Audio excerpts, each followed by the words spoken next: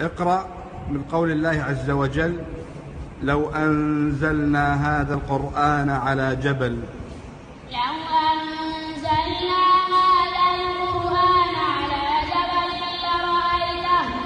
لرأيته خاشعا متصدعا من خشية الله. وتلك الأمثال نضربها للناس لعلهم يتذكرون.